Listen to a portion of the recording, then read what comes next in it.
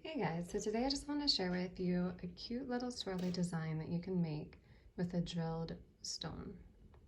So this is a cute little apatite stone that has a lovely blue color, and we're going to pair it with a silver wire. So first you're going to make sure that your wire has been cut with the flush end of your cutters, giving it a nice square flat finish. To do the swirl, we're going to take our round nose pliers and we're going to start by trying to pinch that in to make it pointy. Okay. After we've done that, we're going to carefully make sure not to press too hard because you're going to get a little divot in your wire if you do that. Just carefully work it until we have a cute little swirl. All right.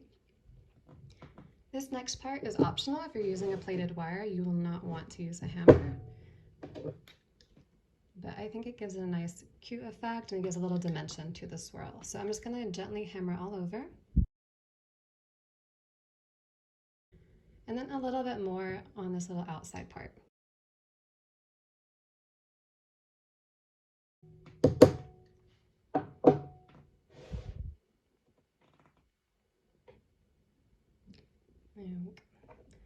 All right, so take the front of your stone and decide approximately where and what you want to do with it. I think I want it in that bottom left corner.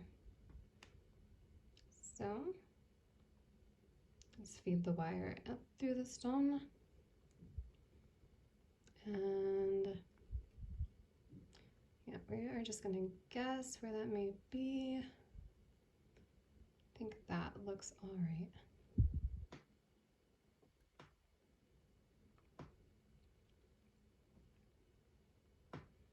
All right, so now we're going to start at this top end.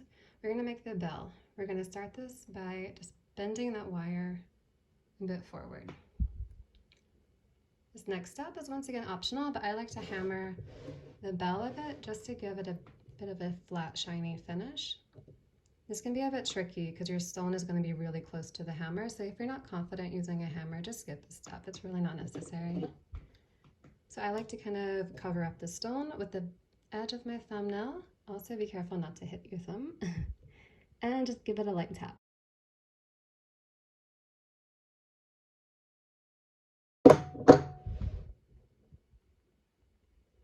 All right, so now we'll take our round nose pliers and start to bend that backwards. I think that will be a nice enough bell. Just want to make sure that this loop is going to be big enough for your chain to fit through. So once you form the circle, you're going to take your normal pliers and just gently pinch it to hold it in place while you wrap the wire around. I think I'm going to wrap it about 2 or 3 times. Let's see, that's 2. Yeah, maybe 1 more. I really want it to be wedged in to help hold that stone in place, to keep it from wiggling.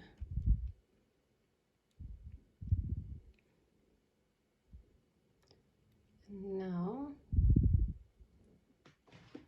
I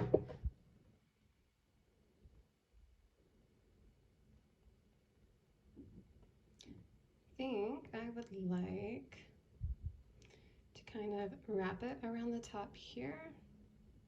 You could add some beads here. I think that would be really cute. And then back down this side.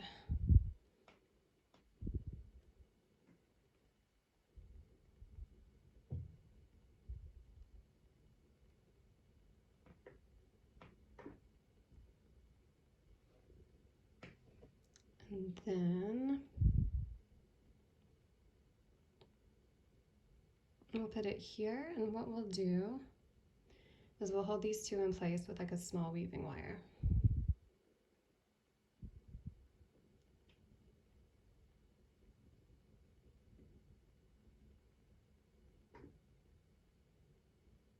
I think I want it to have like a little loop.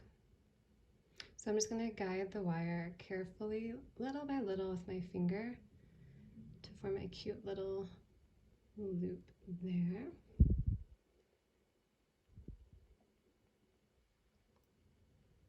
And then I think I want to add some beads here. I think that would be really cute. So I'm just going to grab my beads.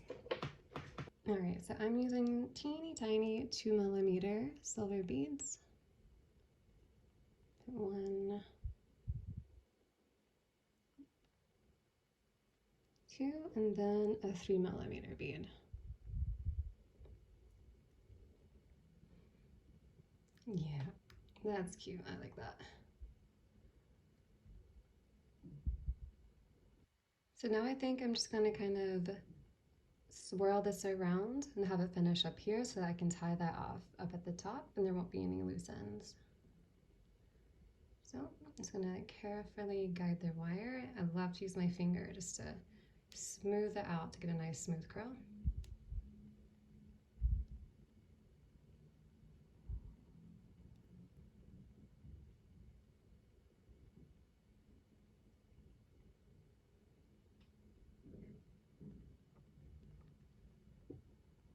All right, and I'm going to use my cutters to cut that edge.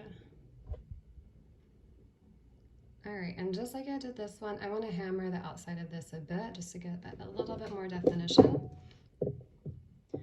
First, I'm going to take my round nose pliers and just turn this in a little bit more. So I'm going to bend this out, which will allow me to use the hammer.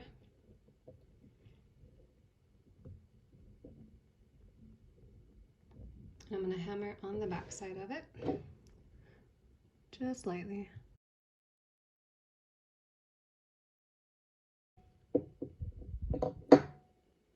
Now that step is completely optional. Sometimes it makes it look better and sometimes it makes it look worse. So I'm just going to position this how I want it. And now we're going to secure all this with some 28 gauge weaving wire. So I'm just going to grab a small piece like this.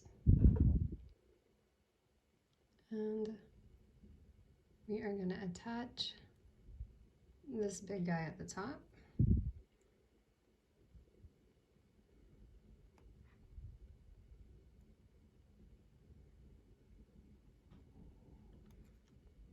Keeping your weaving wire slightly curved will help you get into those little tight corners.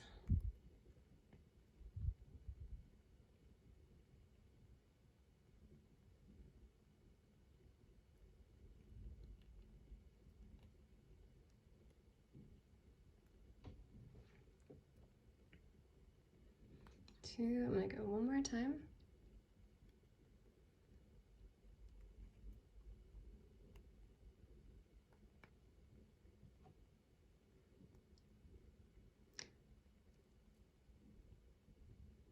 We're just going to tie it off on this curly wire here. So wrapping it twice around the single wire, pulling it nice and tight to make sure it's not going to go anywhere. And we're going to clip as close as we can. And then use pliers to try and push that in if we can.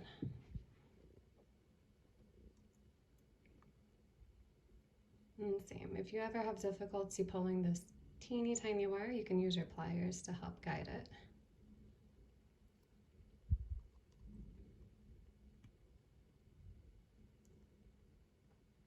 Whenever you're working with really thin wires like this, you do want to be careful whenever you pull the wire to make sure it's secure, because sometimes if you pull a bit too hard, it'll snap off and break. That has happened to me a million times, and you just got to start over.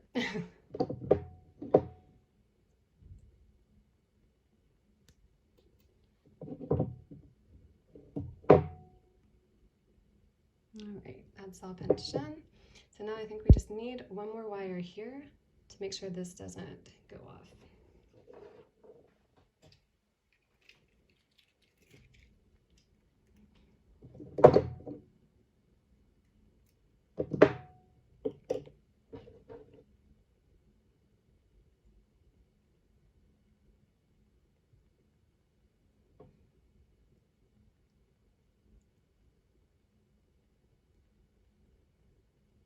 So if your wire is really close to the stone, you can just try to find any open space and then slide it down to where you need to.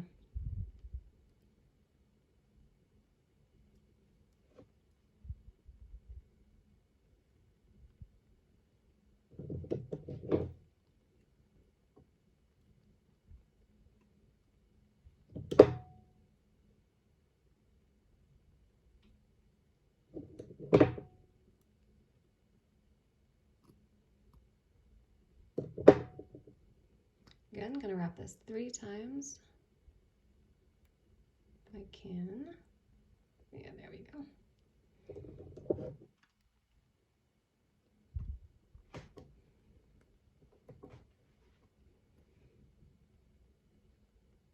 And then this one, I'm gonna wrap it twice around this wire.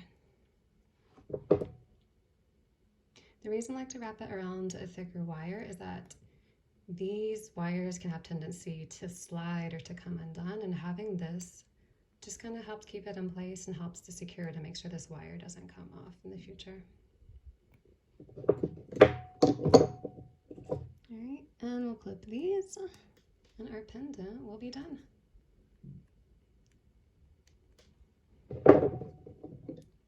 Right, make sure to pinch everything in, do the finger tuck, and make sure there's no rough edges. If these are poking out, you can use your pliers. Just lift it up a bit and use your pliers to kind of push that edge in. There's no risk of it like poking or getting caught on anything. All right, push that down. And there we have it. So here's our little pendant. I hope you guys enjoyed this and you learned something, and I hope you make something really beautiful and magical with this tutorial.